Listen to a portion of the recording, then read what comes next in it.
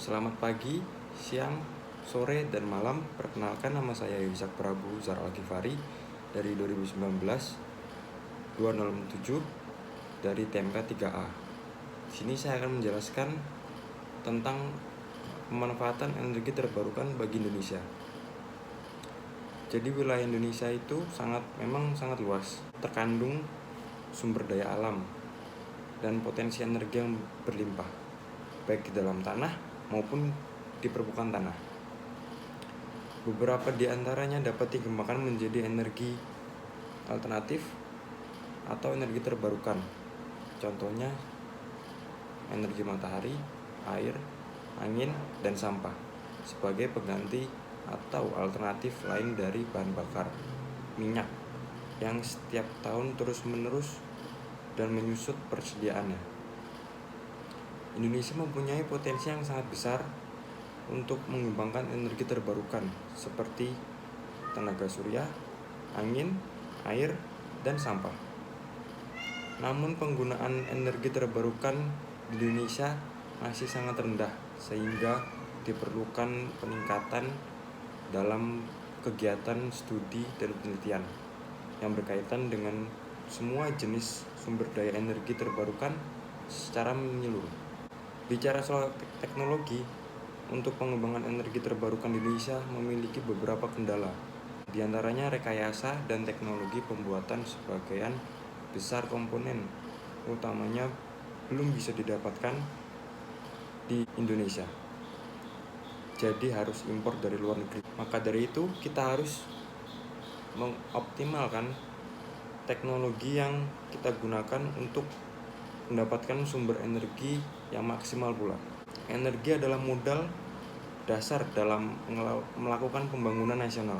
Ketersediaan sumber energi mutlak untuk menjalankan berbagai aktivitas dalam kehidupan kita. Menurut beberapa ahli berpendapat bahwa dengan pola konsumsi seperti sekarang, maka dalam waktu 50 tahun ke depan cadangan bahan bakar fosil akan habis. Ini bisa dilihat dari naiknya harga minyak di dalam negeri yang tidak stabil, harga minyak di pasaran internasional. Semakinnya berkembang teknologi, di Indonesia juga semakin banyak pembangkit listrik. Contohnya seperti pembangkit listrik tenaga angin, pembangkit listrik tenaga panas atau matahari, atau yang sering kita sebut solar thermal, dan juga pembangkit listrik tenaga mikrohidro. Jadi yang pertama adalah pembangkit listrik tenaga mikrohidro. Apa sih pembangkit listrik tenaga mikrohidro itu? Jadi pembangkit listrik tenaga mikrohidro itu adalah suatu pembangkit listrik skala kecil yang menggunakan saluran air seperti aliran sungai atau air terjun sebagai sumber penggeraknya. Batas kapasitas yang dihasilkan oleh mikrohidro ini antara 5 kW sampai 1 MW per unit. Jadi, apa sih kekurangan dan kelebihan dari tenaga pembangkit listrik tenaga mikrohidro ini? Yang pertama itu yang pasti ramah lingkungan. Pembangkit listrik ini menggunakan tenaga air, merupakan pembangkit listrik yang paling ramah, juga tidak mencemari dan merusak alam karena menggunakan air sebagai sumber tenaganya. Pembangkit ini juga tidak mengganggu aliran sungai secara signifikan karena air yang dimanfaatkan tidak berubah menjadi suatu yang lain dan tentu masih dapat dipergunakan. Yang kedua itu hemat, karena pembangkit ini menggunakan sumber tenaga abadi yaitu air. Kekurangan dari pembangkit listrik ini adalah sumber pembangkit ini menggunakan air terjun, maka tidak selalu berada di lokasi yang dikehendaki. Contoh, kebanyakan penggunaan pembangkit listrik ini posisinya itu jauh dari kota, sehingga membutuhkan biaya yang banyak atau besar. Jika konsumen pengguna listrik dalam jumlah besar terlalu jauh dari pusat pembangkit akan membutuhkan sarana jaringan tower transmisi tegangan tinggi yang panjang. Juga memerlukan sarana trafo peningkat tegangan yang banyak. Bila kita mengalami musim kemarau yang panjang, akibat cadangan air akan sangat berkurang. dan berdampak pada penurunan kuantitas produksi daya listrik yang kita ingin produksi. Daya yang bisa diproduksi tergantung pada ketersediaan air sepanjang hari. Jadi bagaimana sih cara kerja dari pembangkit listrik tenaga mikrohidro ini? Mari kita simak. Jadi, pembangkit tenaga listrik mikrohidro pada dasarnya memanfaatkan beda ketinggian serta jumlah debit air per detik yang ada pada aliran air irigasi, sungai atau air terjun. Kemudian, energi ini dihubungkan ke generator listrik yang nantinya akan menghasilkan energi listrik. Secara teknis, ini merupakan sistem konversi energi dari bentuk ketinggian dan aliran ke dalam bentuk energi mekanik dan energi listrik. Jadi, untuk membangun sistem pembangkit listrik tenaga mikrohidro ini membutuhkan beberapa komponen, yaitu yang pertama, bendungan. Untuk apa sih bendungan itu? Bendungan untuk mengalihkan air melalui sebuah pembuka di bagian sisi sungai ke dalam bak pengendap. Yang kedua, bak penenang. Untuk apa sih bak penenang itu? Jadi, bak penenang itu digunakan untuk mencegah sampah, batu, pasir, dan benda-benda lainnya yang masuk ke dalam pipa pesat yang bisa merusak atau mengganggu fungsi turbin.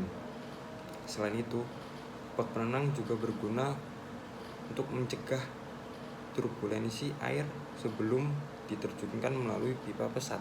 Yang ketiga adalah pipa pesat atau penstock. Itu dibutuhkan untuk menggerakkan turbin agar dapat menghasilkan energi yang maksimal. Bagian yang paling penting dari sistem ini adalah turbin. Kenapa turbin? Karena komponen ini berfungsi untuk mengubah putaran yang dihasilkan energi listrik. Hal tersebut dilakukan dengan puli pada rotor yang dihubungkan dengan puli pada generator. Selanjutnya, dibutuhkan generator untuk menghasilkan listrik dari putaran mekanis turbin. Ketika menggunakan komponen-komponen yang dibutuhkan, maka kondisi geografis serta aliran suatu tempat juga harus dipertimbangkan agar pembangkit tenaga listrik mikrohidro ini bisa menghasilkan energi listrik yang sangat maksimal. Berikutnya adalah pembangkit listrik tenaga angin. Jadi, apa sih itu pembangkit listrik tenaga angin? Jadi, pembangkit listrik yang menggunakan angin sebagai sumber energi untuk menghasilkan energi listrik. Pembangkit ini dapat mengkonversikan energi angin menjadi energi listrik dengan menggunakan turbin angin atau kincir angin. Potensi dari PTLB yang begitu bermanfaat bagi masyarakat dan juga lingkungan menjadikan pembangkit listrik ini dilirik oleh pemerintah Indonesia. PLTB Sidrap merupakan PLTB pertama di Indonesia yang diresmikan oleh Presiden Joko Widodo pada tanggal 2 Juli di tahun 2018 lalu. Selain PLTB Sidrap, Indonesia juga memiliki PLTB Tolo yang resmi beroperasi pada tahun 2019 di provinsi yang sama. Jadi apa sih kelebihan dan kekurangan dari pembangkit listrik ini? Yang pertama, untuk keuntungan dari pembangkit listrik tenaga angin ini adalah sumber energi yang terbarukan. Angin merupakan salah satu energi yang terbarukan atau tidak pernah habis. Itulah mengapa angin dikatakan sebagai energi terbarukan. Yang kedua, tanpa emisi. Energi angin merupakan energi yang ramah lingkungan dan tidak menimbulkan emisi. Emisi ini yang berbahaya dan dapat menimbulkan hujan asam atau gas rumah kaca. Yang ketiga, ramah lingkungan. Salah satu kelebihan dari pengguna energi ini adalah ramah lingkungan dengan tidak mencemari lingkungan sekitar.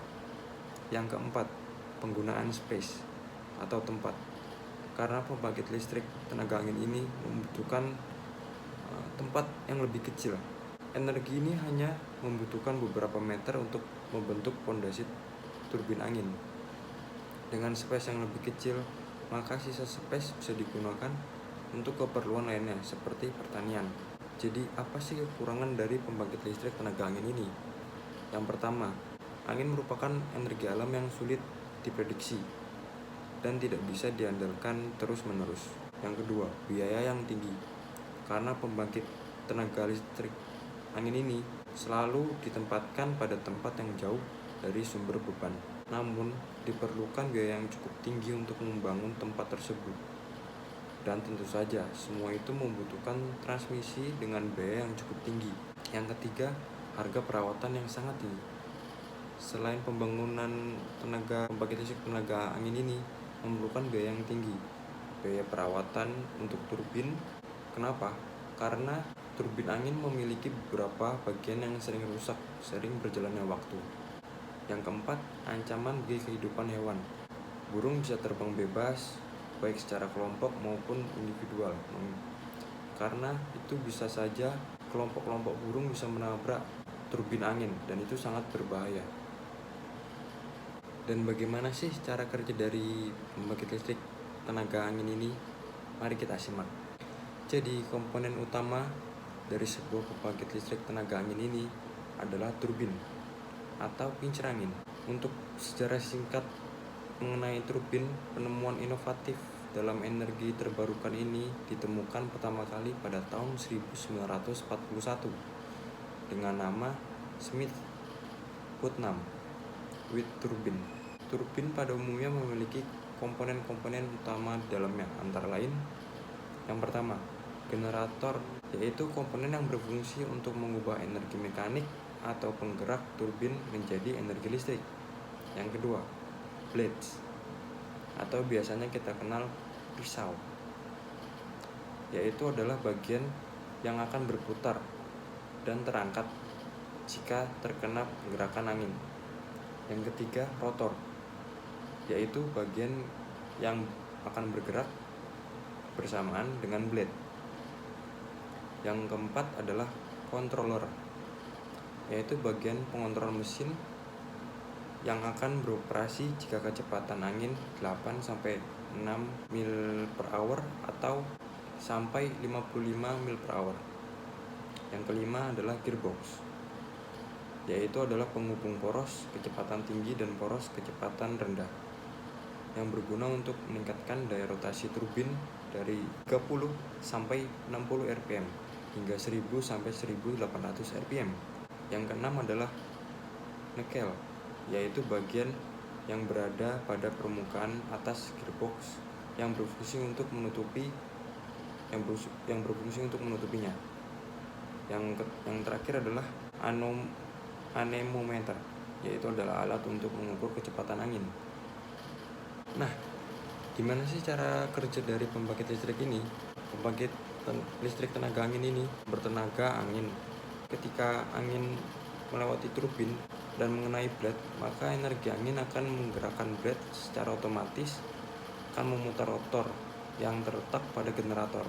Saat turbin berputar, maka poros akan turut berputar sehingga akan membuat perubahan flux magnetik pada stator yang adalah kumparan kawat berbentuk loop. Nah, selanjutnya kita akan membahas biomasa.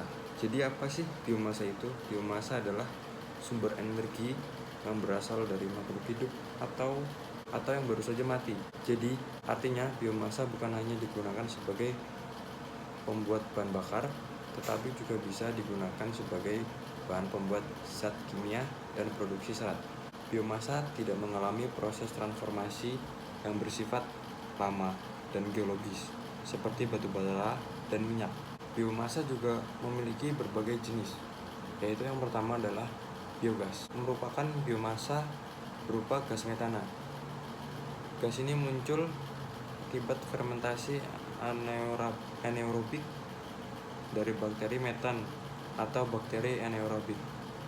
Sampah-sampah yang memiliki bahan organik akan diuraikan oleh bakteri sehingga memunculkan gas metana. Biogas bisa ditemukan di kehidupan sehari-hari, contohnya seperti feses manusia atau hewan. Jika disimpan dalam tabung yang kedap udara, maka proses yang akan menghasilkan biogas bisa menjadi bahan bakar alternatif. Yang kedua adalah etanol. Etanol merupakan bahan bakar yang berasal dari gula. Etanol juga bisa ditemukan dari tebu, jagung, kentang, dan gandum. Fungsi etanol ini berbagai macam. Contohnya bisa sebagai bahan kimia, bahan kosmetik, bahan bakar, atau juga minuman beralkohol. Selain itu, serat kayu juga bisa menjadi bahan etanol. Jadi selama ini kayu yang dijadikan bahan bakar merupakan contoh dari penggunaan etanol dalam kehidupan sehari-hari. Yang ketiga adalah biodiesel. Biodiesel merupakan biomasa yang ditemukan pada tumbuhan seperti sawit, kelapa, dan kapuk. Di Indonesia, biodiesel merupakan bahan bakar dan industri yang populer. Hasil dari biodiesel yang sering digunakan adalah minyak sawit mentah. Produk ini dapat digunakan sebagai bahan bakar dan konsumsi. Biomasa merupakan salah satu energi terbarukan yang ramah lingkungan dengan menggunakan organisme hidup sebagai pembuatnya.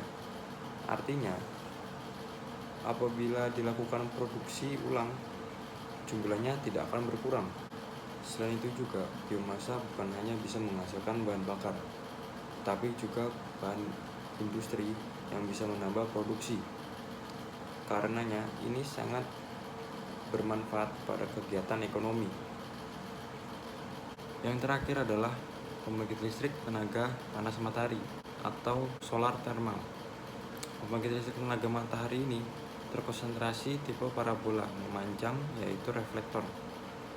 Materialnya seng sebelum dan sesudah dilapisi krom. Solar thermal merupakan pemanfaatan energi matahari secara tidak langsung. Prosesnya yaitu dengan memanfaatkan sinar matahari dengan cara menggunakan cermin atau reflektor untuk memantulkan dan memfokuskan sinar matahari ke arah receiver yang di dalamnya terdapat cairan atau fluida. Secara prinsip kerjanya, solar thermal merupakan PLTU berbahan bakar sinar matahari. Perbedaan terletak pada sumber panasnya. Pada PLTU, sumber panas adalah pembakaran dalam boiler. Sedangkan solar thermal, sumber panas adalah sinar matahari yang terkonsentrasi. Berbeda dengan solar PV, solar thermal hanya dapat memanfaatkan sinar matahari radiasi langsung yang jatuh ke permukaan. Untuk kelebihan dari pembangkit listrik tenaga surya ini, yang pertama, tidak membutuhkan biaya operasi yang sangat besar dan juga tidak membutuhkan generator berbahan bakar minyak yang sering kita temui di berbagai tempat. Penggunaan solar thermal ini di Indonesia juga tidak ada tagihan listrik setiap bulannya.